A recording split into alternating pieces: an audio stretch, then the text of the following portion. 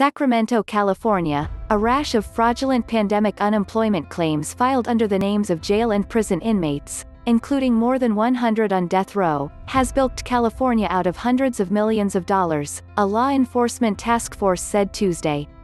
In a letter to Governor Gavin Newsom, the task force, led by district attorneys from San Diego to Fresno County, asked for significant resources to combat what appears to be the most significant fraud on taxpayer funds in California history, and wrote that claims had been paid under the names of tens of thousands of incarcerated Californians.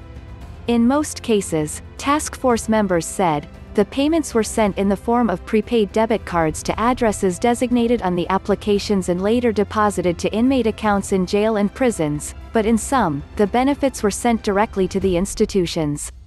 Among the named beneficiaries, Cary Stayner, a serial killer who murdered 4 women near Yosemite National Park in 1999, Wayne Ford, another serial killer, who confessed to at least 4 murders in 1997 and 1998 in Northern California, and Isauro Aguirre, who, with his girlfriend, tortured and murdered her 8-year-old son, Gabriel Fernandez, in 2013 in Palmdale, California. It's behemoth, said the Sacramento County District Attorney, Marie Schubert, who since last month has been chairing the task force. And it's not just happening here.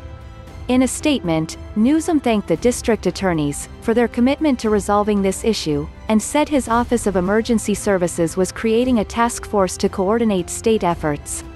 Unemployment fraud across local jails and state and federal prisons is absolutely unacceptable, he said.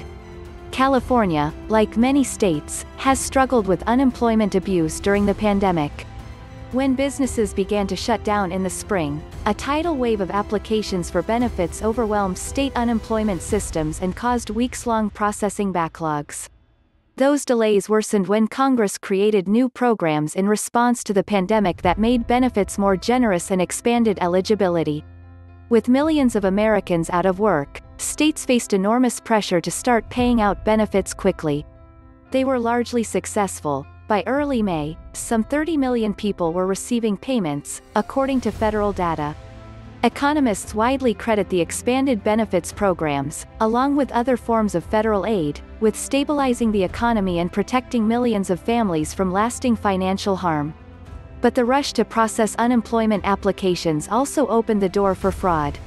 The SOS sent up Tuesday in California by the district attorneys underscored the breathtaking scope of the state's problem.